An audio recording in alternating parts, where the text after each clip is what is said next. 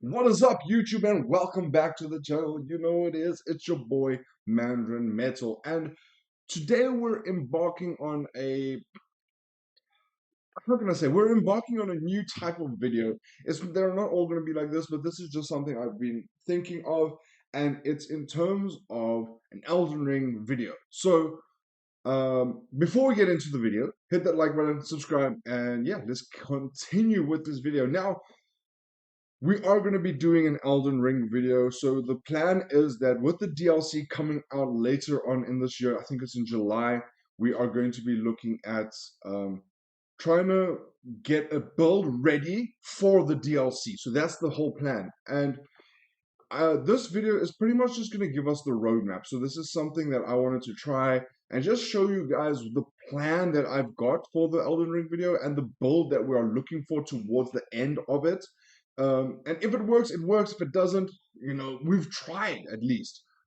In Elden Ring, we have about 10 classes, and they all vary. So all these classes vary. They all have different aspects to them. When you get to late game, the classes don't really matter. It's just really in the beginning of the game where classes really matter and what you want to do, because there are so many builds that you can go in Elden Ring. Now, some of the classes are okay. Let's just speak about the classes. Okay, the 10 classes are Vagabond, Warrior, Bandit, Hero, Astrologer, Prophet, Samurai, Prisoner, Confessor, and then obviously Wrench. But Wrench is probably the hardest class to go because you start off at level 1. You've got no gear. You just got a club. So yeah, it really is for more experienced players. So I would say, just my recommendation. Obviously, you don't have to take it as gold. But the whole thing about range is that you're an experienced player. If you want to challenge, go for it. You're starting at level 1. All your stats are going to be limited to, I think, about 10. You start on 10 on every single step, and then you can kind of like branch out from there if you want to focus on strength, endurance, yeah, that kind of thing. So that faith, or just all the other attributes that we do have in Elden Ring, you can really kind of focus on and go from there. But for us, we are going to be starting off with Vagabond because of the build that we want to go, especially in this early game, mid game, semi late game, then ultra late. Yeah. So, well, I guess again, the class is only going to matter for, I think, the first two builds that we're going. So up until 50, and then from 50 to 100. Um, once you hit level 100, it really doesn't matter what class you are. You can really just go whatever you want, because you do have the option to change stats. So you can focus on a lot of things, change it up, see where you want to go, and that kind of thing. So yeah. So yeah, we are going to be starting off, or I am going to be starting off with Vagabond. Starting level is level 9, and your starting vigor is 15, mind 10, endurance 11, strength 14, dexterity 13, intelligence 9, and faith 9. Now, with the reason why we're going Vagabond is because we are going to be focusing on strength and vigor, and then some endurance. So those stats are already so high for us that we can really do well in the build as early as possible. So yeah, we are going to be looking at that.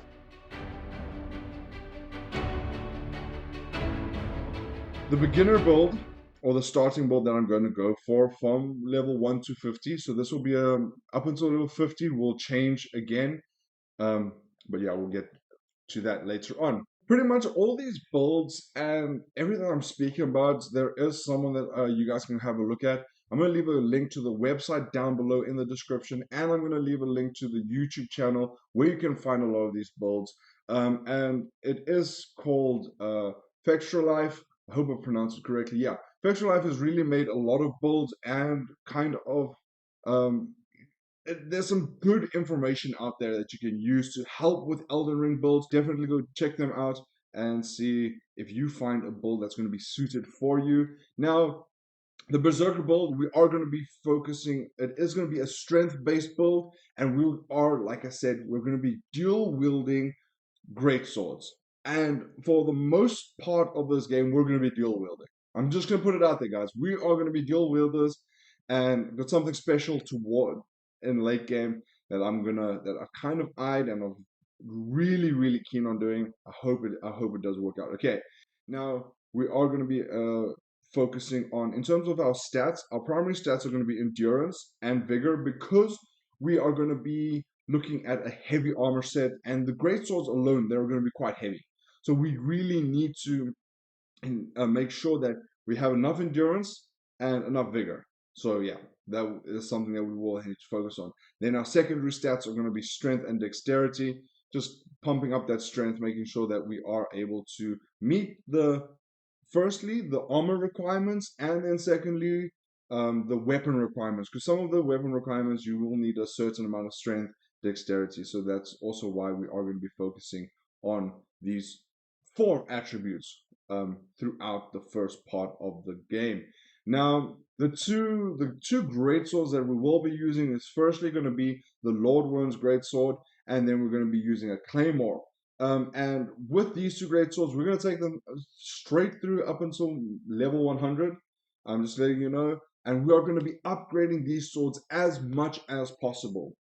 When we upgrade these swords, they're going to help us increase the amount of damage we do, and we will be able to hopefully do some decent damage that we can maybe one-shot enemies, really cheese some of the boss fights. But yeah, we'll see. Hopefully, if we do this right, it should work out. So yeah, we will be doing just those great swords for the beginning of the build. Okay, and then while we are doing this build, we're going to be doing a lot of jumping. This build really does focus on jumping. The jumping attacks are going to be very important, and it will be kind of a disservice if we don't do any jumping, because we're going to do the most amount of damage in when we jump. Okay, then to help us do increased damage, we're going to be using the Claw Talisman, and this Claw Talisman is going to increase our damage when we do our jump attacks, and that will be pretty much the first part of our build.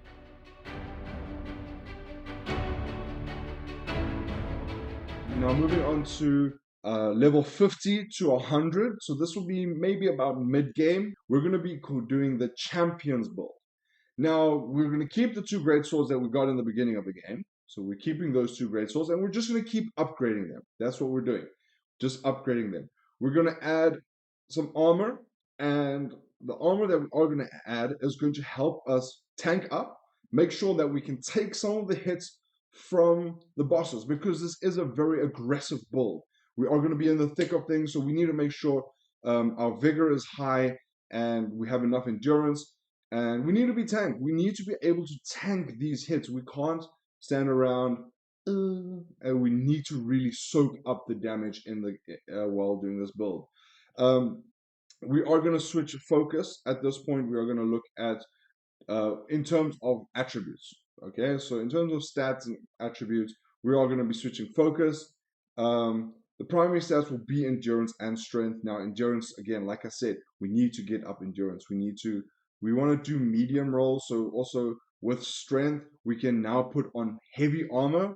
So the more strength we have, the more equipment load we can take. And we want to do medium rolls throughout the game, because if we're doing heavy rolls, it's kind of going to hinder us in the build. So that's why we are going to be doing this. Then the secondary stats are going to be mind and vigor, just focusing on some of the spells that we're going to cast. Obviously, vigor increasing our HP, mind just helping us cast some spells, because we do need some spells to help us through the build.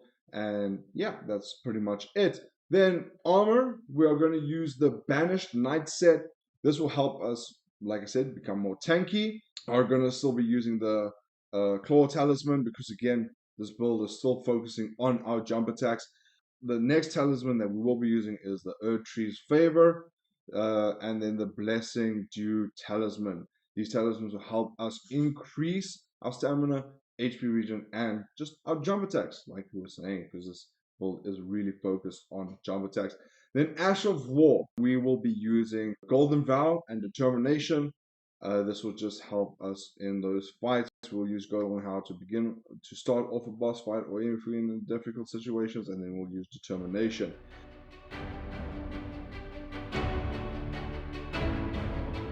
Level 100 to, let's call it 150.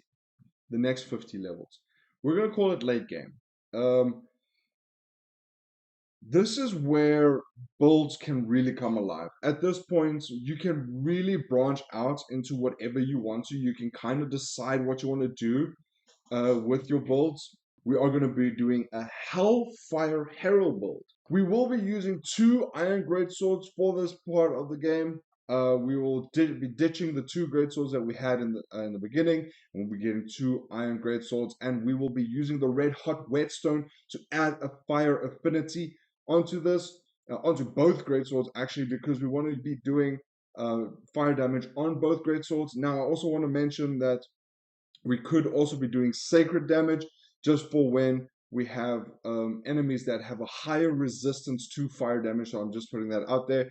So we will also be switching between flame damage and sacred damage. Sorry, there we go. Now, and to one thing that we will be adding extra to this build, we will be adding on the Royal Knight Resolve, Ash of War onto both greatswords. This is going to be because it buffs up our damage by 80% on the next hit.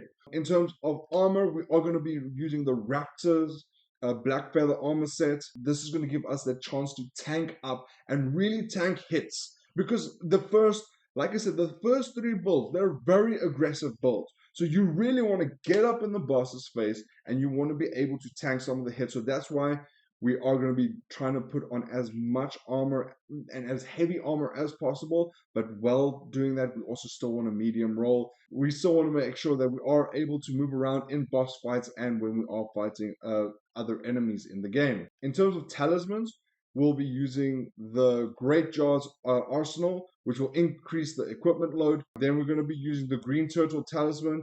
This will help us regen stamina quickly. Dragon Crest Shield Totem will be used to increase our physical protection. The one thing that we've been using throughout the other 2 builds will be the Claw Talisman. And this is just like we were saying, this just helps us increase our jump attack damage. Then primary stats, we are going to be sticking with faith, and then we're going to be focusing on vigor. You need to look at increasing your HP because you want to be able to tank boss hits. The bosses become a lot more difficult the later you go on in this game. Then secondary stats will again just be endurance, because we need to be able to move around and make sure that we can roll as much as possible in and out, jumping, attacking. So we need a lot of endurance. Now, the spells that we will be using will be Golden Vow, Flame Grant Me Strength, because we're looking at that flame damage, so this will just increase our damage. Then Blessings Bloom, Lightning Spear. Lightning Spear is just going to help us attack targets that are quite far away that we might not be able to get. So we will be using Lightning Spear just as our ranged attack.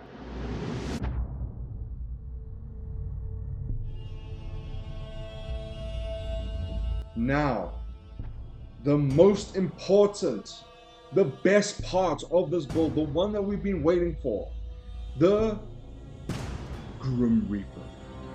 That's exactly it, guys. We are going to become the Grim Reaper in Elden Ring, which means we're tossing out our swords and we're taking in a scythe. We can even have a look at becoming a dual-wielding scythe maniac, slaughtering all our enemies. But yes, we are going to be doing the Grim Reaper build, guys. And if you're anything like me, well, when playing games, you are kind of an overachiever. And at this point, you haven't even touched the end game. You haven't even touched the final few bosses. You're probably sitting at 150, maybe 155, running around and still trying to slaughter enemies. That's me, and that's exactly what I'm going to be doing. So I will be, hopefully, by the time we hit the final boss in Elden Ring, I'm hoping that I will be using this build. If not, we will be using it into New Game Plus, because we are going to be trying to do New Game Plus, guys. and see how we go on in our New Game Plus run. But yeah, this is really where our build is going to become a lot more fun and a lot more interesting for us. Um, Now, this, like we're saying, it's a very different to what we were doing in the beginning. This build is going to be focused on strength and arcane. And the reason why it's going to be focused on arcane is because we're going to be using the Blood Flame Blade. And this is going to be used to buff our scythe. Now, what is going to go hand in hand with the scythe is also the Stormcaller Ash of War. To make this build work, we will be using the Grave Scythe because it does a ton of damage, and then the Dragon Communal Seal. In terms of armor, we're going to be using the White Mask, and then the heaviest armor that we possibly can. Not meaning that we are going to be using the heaviest armor in the game, but just the heaviest that we can take while still doing medium roll. Talismans, we will be using the Shard of Alexander. This will buff Stormcaller. Then we will be using the Rotten Winged Sword Sigil. And we'll also be using Millicent's Thesis. Words, English not working today. This is going to be used to increase the damage we do with Stormcaller. And then lastly, we will be doing Lord of Blood's Exaltation. This will just also increase the amount of damage we do with the scythe because we do some bleed damage. Spells that we will be using that we can use with this build, and this just varies on what you want to do. It doesn't have to be like this. I might change it up, but this is kind of the plan that I want to go for. Might not be using it, but we'll see what happens. Obviously, Blood Flame Blade, going to be a constant. We need to put the Blood Flame Blade onto the scythe, making sure that we are able to do that extra and nice damage. We're also going to use Poison Armament, Golden Vow, Flame Grant Me Strength, Poison Mist, and maybe we can swap in the Swarm of Flies. Again, these are just little spells that we can use when starting off our boss fights and our boss encounters. That is pretty much the Elden Ring build that we will be going. This is the roadmap to Elden Ring. Guys, I hope you enjoyed this video. It is a very different video than what I'm used to. I hope you did enjoy it, like I said. And if you want to watch some of the Elden Ring content, we will be streaming every Wednesday. We will be streaming Elden Ring.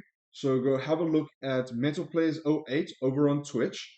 If you can't catch it on Twitch, I will be uploading the videos onto YouTube. We'll be doing a little mini series. Thanks so much for watching. If you've made it all the way to the end, you know what to do. Hit that like button, subscribe, and I'll see you in Elden Ring over on Twitch or on YouTube. Cheers, guys. Peace. Bye.